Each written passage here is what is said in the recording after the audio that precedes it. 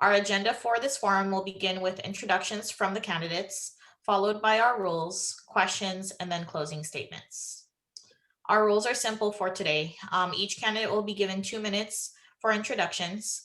After introductions, we'll have questions and answers, then followed along with the 2-minute closing statements. The questions have been collectively selected by the Elections Committee. The candidates' order have been randomly selected. Each candidate will be given 2 uninterrupted minutes to give a response. Candidates, do you have any questions regarding our rules? No, thank you. Thank you. All right, we will start with introductions. Your first candidate for president is Rosi Martinez. Rosi, please introduce yourself. Thank you. My name is Rosi Martinez. I am originally from Mexico City. I came to live in the United States when I was 10 years old. Didn't speak a word of English, and it was not an easy time acclimating to my new environment. I became a teacher because I wanted children to have a more welcoming and a more supportive learning experience than what I had as a child. I have dedicated the past 30 years to doing that by teaching children from preschool all the way through 5th grade. My master's degree is in bilingual education. I have taught most of my profession in a bilingual setting and in dual immersion. I have served in CVE leadership as site rep for over 10 years, as an area director, and as vice president for the past 4 years. I have also served in the executive board of South County Teachers United, collaborating with our surrounding districts. I am the consultation chair and acting bargaining chair while Jessica is out on maternity leave. I feel that my experiences have prepared me to have a well-rounded understanding of the role and the needs of educators, as well as the understanding of the structure and the responsibilities of the union in order to support those who work with children in our district. Our profession has recently experienced attacks that do nothing but divide and weaken us. I want to restore the respect and the dignity that our profession deserves. I am running for president of Chula Vista Educators because I know that I can bring us together by focusing on the passion that made us each choose working with children as our profession. I will maintain and defend our contract and work with the district leadership to make sure that we have the strongest language to ensure that the best possible working conditions, compensation, and benefits that will guarantee us a secure future. Thank you, Rosi. Your next candidate for president is Ruby Baker. Ruby, please introduce yourself. Hi, I'm Ruby Zamora Baker. I've been teaching for over 20 years. I'm proud of over a decade of CVE union leadership. Not only am I a longtime resident of Chula Vista, I also have a 2nd grader in the district. Why am I running? Well, I want to serve all members during this pandemic and on the path to normalcy. When I say take care of all members, these include special education, including our new psychologists, dual immersion, and preschool too. First, we need to ensure schools reopen safely with a priority on trauma-informed care. Students need to feel safe, be safe, and build trust as we return. Teachers want a safe way to teach. Additionally, compensation is also a necessity during this time because we know teachers are paramount to the economy. Now more than ever, we understand the domino effect and the role we play in the economy. We deserve not only a safe working environment, but compensation for all those extra duties and risks that we are taking. One of my core beliefs in our union is that we have value, and it brings value to all members when we listen and we learn and we act on our members' needs. As president, I will represent you. Thank you, Ruby. Our final candidate for president is Lisandra Casares. Sorry, Lisandra. No worries. Welcome, CVE members. Thank you for taking this time to watch the forum. I appreciate it. And thank you, Elections Committee, for hosting this event. That way our members are informed in order to make the best vote. I also want to thank the 2 other candidates for being here with me too, as well. My name is Lisandra de Gomez, and I am running for CVE president. As you may have heard through my site meetings at each site, I like to refer to them as my listening tour. I'm running on 3 main platforms: social justice, transparency, and a voice for all. Social justice is any policy or practice that directly impacts equity. I shared my concerns regarding temporary teachers or former temporary teacher status, access to bilingual biliteracy programs throughout the district, and curriculum. But what I heard from you through my listening tour is that we have a lot of equity issues that need to be addressed. For example, families being able to share this, the same school site despite one child participating in a SPED program. VAPA being evenly distributed throughout the district in their minutes and access to materials. Newcomers needs being addressed at all throughout our district. Combo classes, standardized testing. There's so many issues of equity in our district that need to be addressed in order to promote the social justice platform that I'm running on. But one of the social justice pieces is transparency in our union. I heard throughout the tour, listening tour, that transparency means honesty. And I am honest, I'm very direct in what I'm open in meetings and I don't whisper behind closed doors. I also heard that we need a centralized communication system through the district. Lastly, our committees need to be transparent and open to all aspects of our union. And I'm prepared to make those structural changes in our union. Is that the timer? That's the timer. Thank you, Lisandra. Our questions will be read by your elections committee, Mario Sarabia and Amy Fallon. I think you have the first question, Monica. I do have the first question. Thank you, Mario. The first question is going to go to Rosie. What will you do to ensure that our school board remains labor-friendly and pro-public education? In order to ensure that our board remains labor-friendly, we need to keep the communication open around our priority, which is our students. We're educators. Our everyday success relies on the personal relationships that we built on mutual respect with our students, with our parents, with our coworkers, and with our leaders. Establishing a professional relationship with mutual respect, as I have done with this board, with the board members, is the groundwork for the honest exchange of ideas. I have worked on building these relationships for the past 4 years by meeting on a regular basis with board members and strongly advocating for the tools, the resources, and the supports that are needed by each member of CVE in order to do their job to the best of their abilities. It is these relationships that have helped me to advocate for CVE's priorities that have come out of consultation and bargaining, such as the work of MTSS. By keeping our students in the forefront of everything that we do, we find our common ground. It's a starting point of our work and our responsibility to the children of Chula Vista. It is also important to make board members aware of resources that are available through NEA and CTA. One example of this work is around community schools. Courtney and I are committed to working on creating community schools in Chula Vista as a response to the continued growth of charter schools. The success of charter schools has come from the ability to provide something beyond what the public schools are doing, especially in marginalized communities.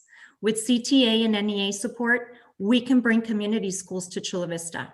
Our board members, our district leaders, and CVE can work collaboratively with the community to co-create the needed resources for our schools and keeping the funding in public education. Thank you, Rosie. Same question for Ruby. What will you do to ensure that our school board members remain labor-friendly and pro-public education? All right. Thank you, Monica, for that question. First and foremost, we need to elect school board members who are labor-friendly. I am chair of your Political Action Committee. This committee helps find and recommend school board members who share our values and support our needs.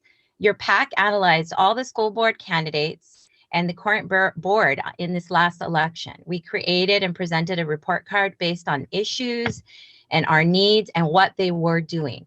And our representative body makes that final decision. So for too long, several trustees had brought about agenda items that were detrimental to our working conditions. So once identified, we supported the labor-friendly candidates. And I'm proud to have led that change.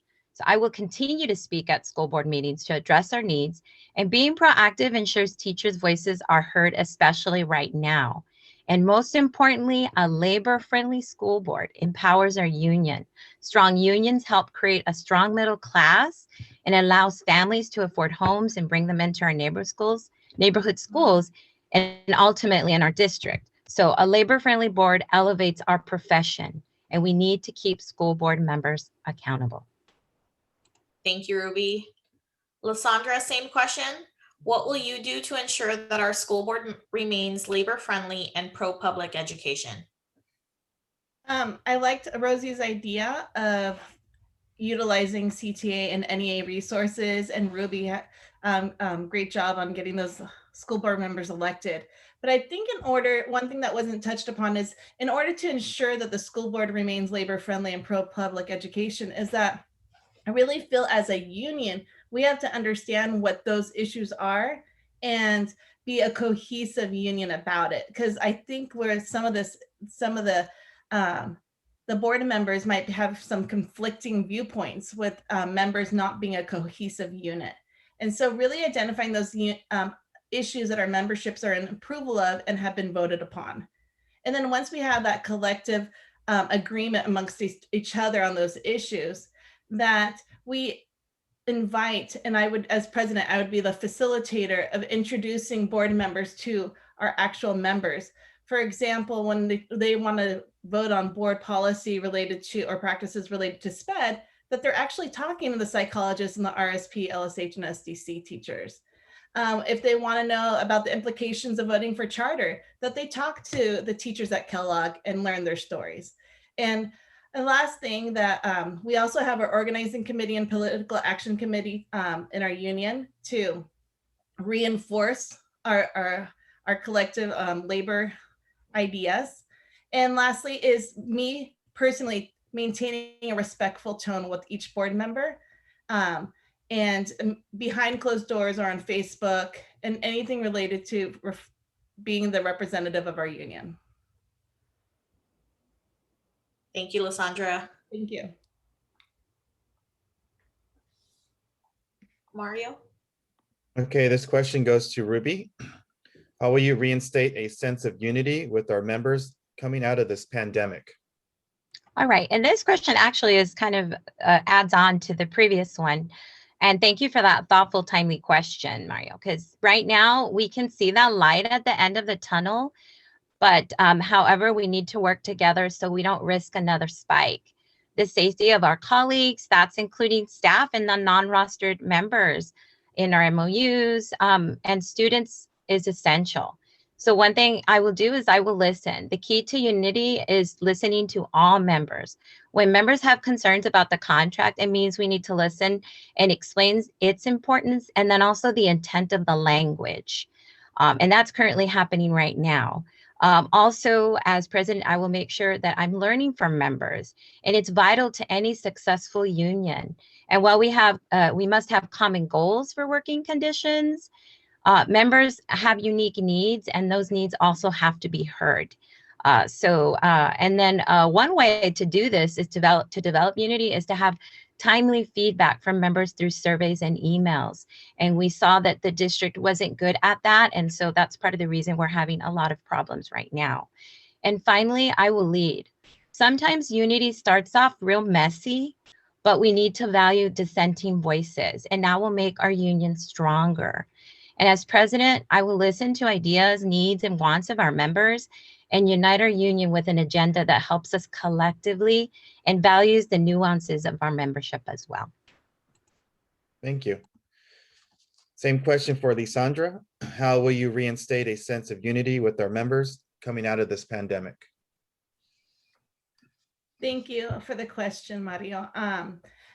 In all honesty, this one was probably one of the more difficult questions that we got ahead of time, because it's so vital, and it really comes down to the core of what people believe in and how do you create a sense of unity. There's a lot of healing that needs to occur. There needs to happen due to the pandemic. Healing as the country because of our history of oppression. Healing that needs to occur within our union. And obviously it might sound like a cliche, but listening, I heard the SPED teachers, the SPED educators about their having to orchestrate meetings and legal implications and harassment. it's and taking those thoughts and how do you implement it into change, right? Whether it's contract change, whether you're bringing it to consultation. But here's the thing, we have all these committees, and are these subgroups really having access to each of these committees? And whoever has access, is it transparent who's the representative? For example, if there's a dual immersion representative on consultation, is that dual immersion representative having access to the dual immersion teachers to communicate and really hear? And it's a matter of time, like having that time for those people, and just the ideas to have those open communications to reinstate that unity. One thing that I was thinking about is my daughter's name is Enlakesh, and it's Mayan meaning you are the other me. And what I do upon myself, I do upon you. And I think if we notice that even if we advocate on behalf of a subgroup that doesn't benefit us directly, by benefiting you, eventually it will benefit me. And that's the approach I'd like our union to take.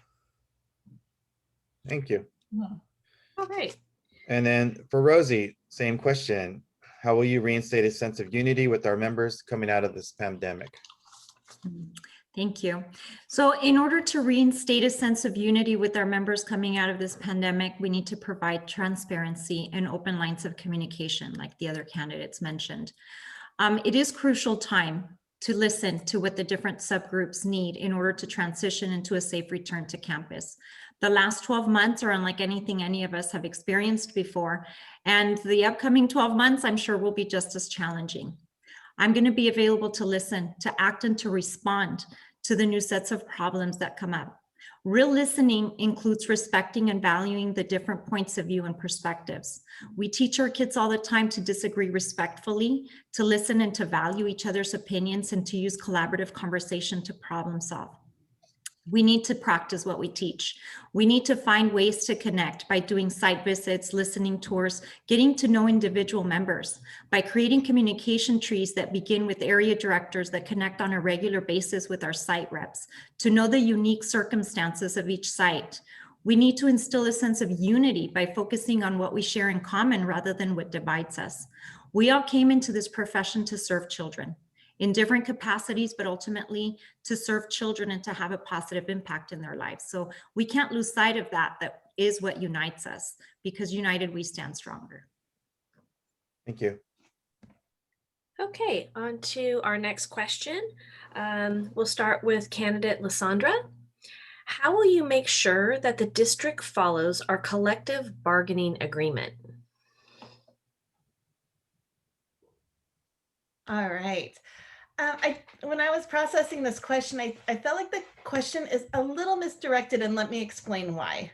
I feel that the question should be phrased, how do we support our CVE members in enforcing the collective bargaining agreement?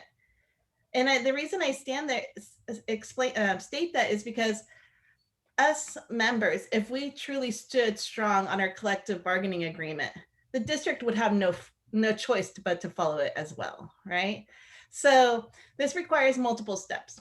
First, educating our own members on our contract language. We have currently 3 MOUs just related to COVID, plus our contracts. So there's a lot of language that we have to sit down and filter through as a collective in order to be able to hold the district accountable.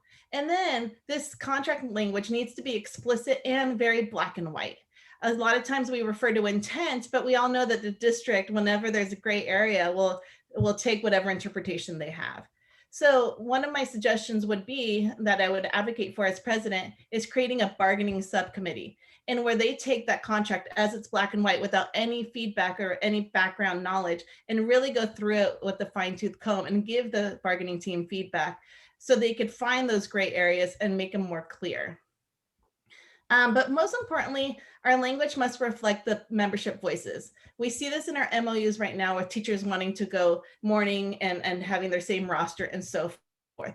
But these kind of issues, we need to ensure that when we have an MOU or we have a contract, that we do our best to educate our members. And then when I ask them to read it, ask questions, and then vote on it, whether it's yes or no, but vote on it. And then once it's ratified, to support it. So just teaching the membership of the process as well. Thank you. Thank you. All right, next to candidate Rosie. How will you make sure that the district follows our collective bargaining agreement? To achieve the mutual fulfillment of the contract, a respectful and collaborative relationship is needed. The district and CVE have previously had joint trainings on the contract with principals and site reps. We need to continue that practice. When we have strong site reps who understand the contract themselves, they will have the confidence and the authority to solve problems with principals at their site level. The last page of the contract has the signatures of both parties that the contract is agreed to be followed. To achieve that mutual fulfillment of the contract, a respectful and collaborative relationship is needed. As I stated earlier, building a relationship with the school board and with the school district administration is important so problems do arise. When those problems arise, we can deal with the problems and not with the personalities. So let me just be really clear that being collaborative and being respectful doesn't mean that I will not defend the contract with any less vigor. As a full-time release president, my presence at sites and as your representative in meetings is a reminder to the district of the unity of CVE and the power of CTA and NEA behind us that is there to support all the students and all the CVE members at the Chula Vista School District. Okay, thank you. All right, on to candidate Ruby. How will you make sure that the district follows our collective bargaining agreement? Thank you. Thank you, Amy. A collective bargaining is about negotiating the best working conditions. It's also about the balance between work and family life. And we often give up too much, and we need to stand firm on things like retro pay and cost of living, and that requires time and tenacity. We need to hold the board of trustees accountable because they are the ones who direct the district. Dr. Escobedo works for them. He needs to be held accountable when he makes statements that are against the MOU, which is a legal document, and confuses our members. I'm on bargaining, and we have a clear understanding of what our agreements are, but the district continues to interpret it in its own way. I've been on your political action committee since 2013, like I said before, and if a trustee no longer listens to our needs and works with us, they will no longer be on the board. Remember, the working conditions of teachers and staff are the learning conditions of students. We've come a long way in our union, but we still have work to do. Thank you.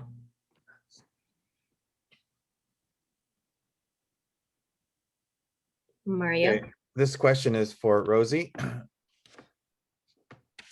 What do you believe are the 3 most important goals for CVE? Well, definitely the transition back to campus. Absolutely, we need to build capacity and engagement of all of our members, and we absolutely need to defend our contract.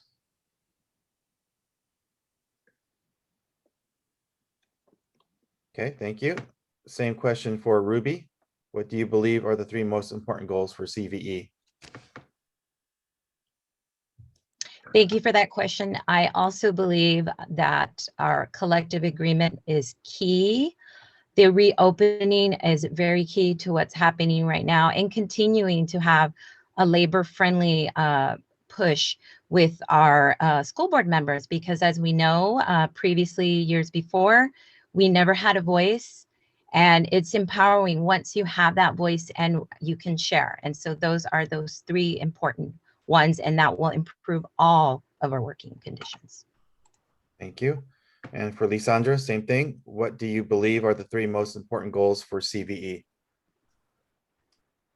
I'm laughing because I'm glad I had another opportunity because I ran out of time in the first round introducing. So as I mentioned earlier, I'm really running on social justice, transparency, and a voice for all.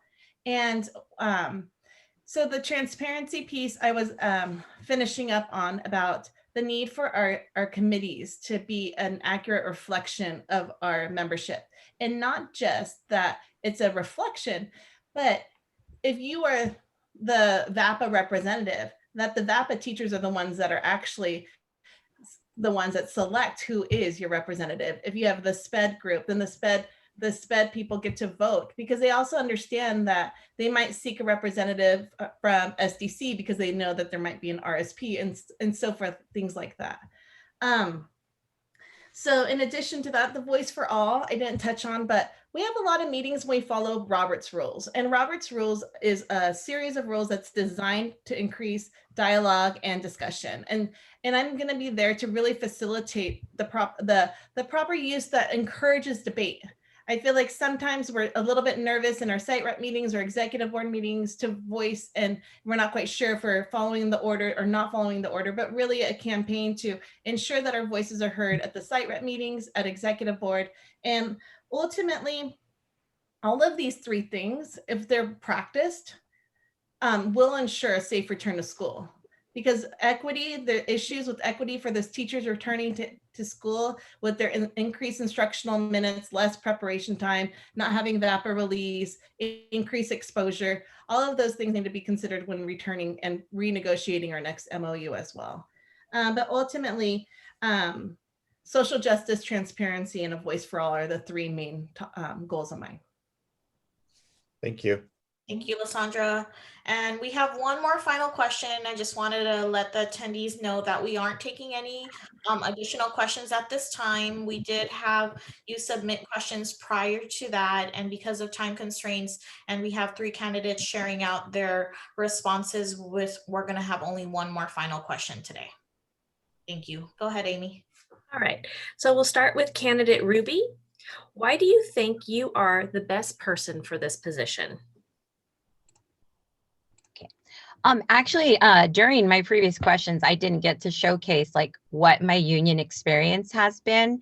But over the last at least 10 years, I was a site rep. I'm currently an area director of C. I was B. I'm PAC chair. I'm on bargaining. And I've been on so many committees that I can't even remember and list them all.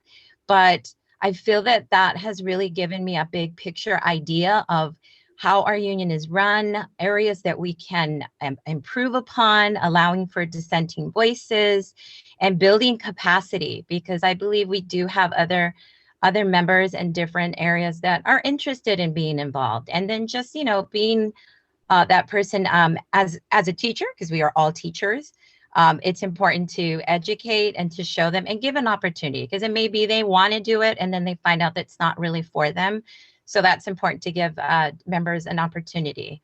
And besides that, I am a very tenacious personality. I'm diplomatic, but even with a diplomatic face, I'm also tenacious, and I very much believe in what's right and being fiduciary and working hard. Those that know me know I spend countless hours preparing for whatever I do, and I put 100%, 110% in what I do. So I will be there and work very hard for everybody. Great, thank you. All right, candidate Lisandra, why do you think you are the best person for this position? I think that we all have a lot of experience and that we all have ideas. And I think what I feel would be great for our union is to have me as a leader, because I feel like I'm very inviting. I'm open to ideas. I treat people with kindness. And I'm always willing to be a listener. And even though I may not agree, I could understand and empathize with their perspective. I'm also very creative and a go-getter, and I work really hard. And I've always been like a natural advocate. For example, back in the day, I hosted a forum for school board members when, like maybe 15 years ago, when I went in the Chula Vista Library. I also used to do the presidential debates. I just invited them and organized it. So I have ideas, and I run with them. Lastly, I'm strong. I am resilient. I have faced certain things for certain challenges in our union. And some people might have just given up on our union, but I'm strong. I'm here to stay and advocate. Thank you. All right, last one for candidate Rosie. Why do you think you're the best person for this position? Well, I really appreciate both candidates that are running with me. And I think that we share a lot of the same ideas and passions for equity, for uniting our membership. We have all spent many years dedicated to this work. I think that the difference for me is I've been doing this work, right alongside with Susan. I've already established the relationships with the leadership of this district. This is really a crucial time as we transition back into campus. It is really a time of hitting the ground running. We don't have time to start anything new. And I'm already doing the work. And I think that, we share a lot of common ideas, but what I do bring is that experience of being able to already be doing the work. Great, thank you. Mhm. Now that we've answered all the questions, we will begin with closing statements. We will begin with Lisandra. Lisandra, please provide us with your closing statement.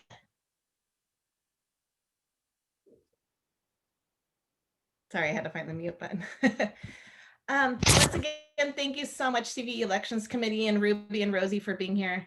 Most importantly, thank you for those of you watching and for being an active participant in this election process.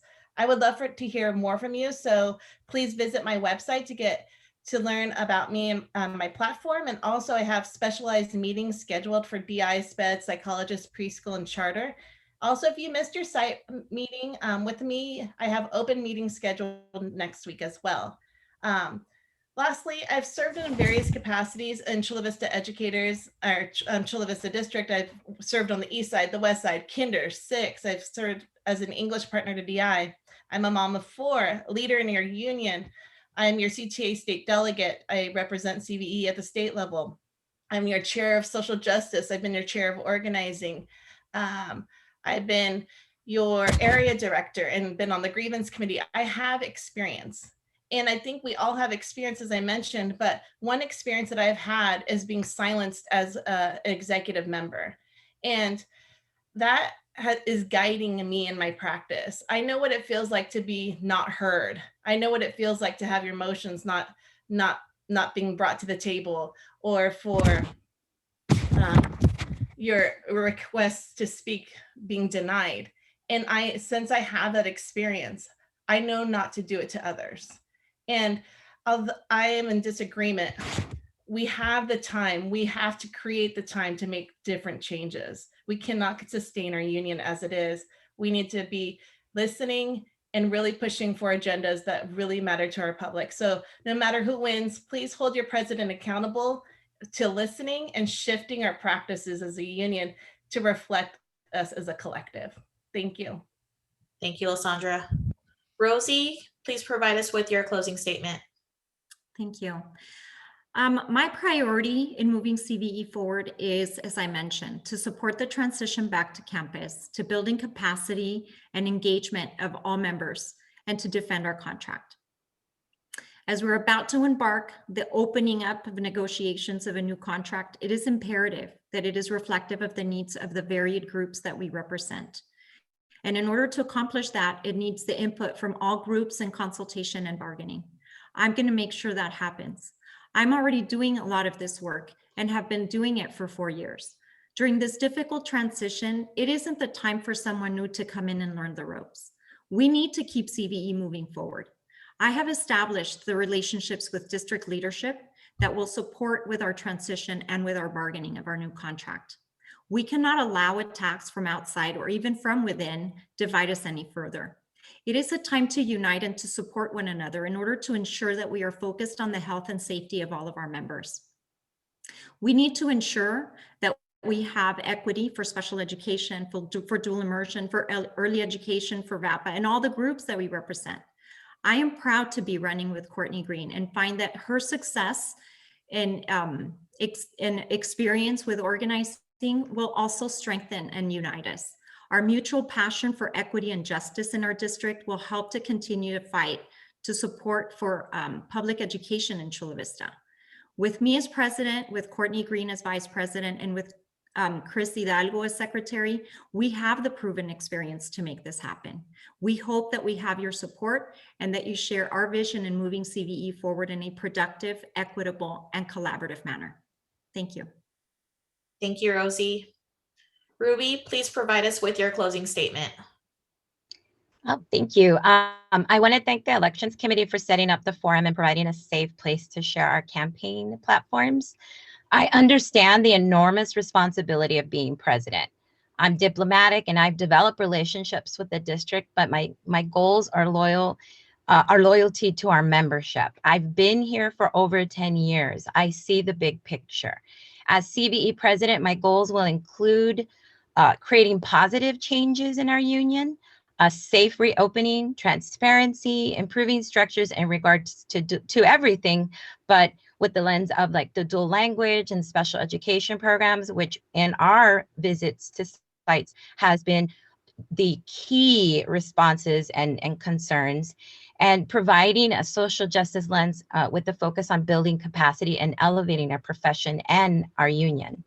I also want to ask for your support for Monica Murillo, who's running for CVE VP. She'll be an asset to our union leadership, especially on the budget, where compensation is also something that sites have shared, and special education. She has a lot of experience in that.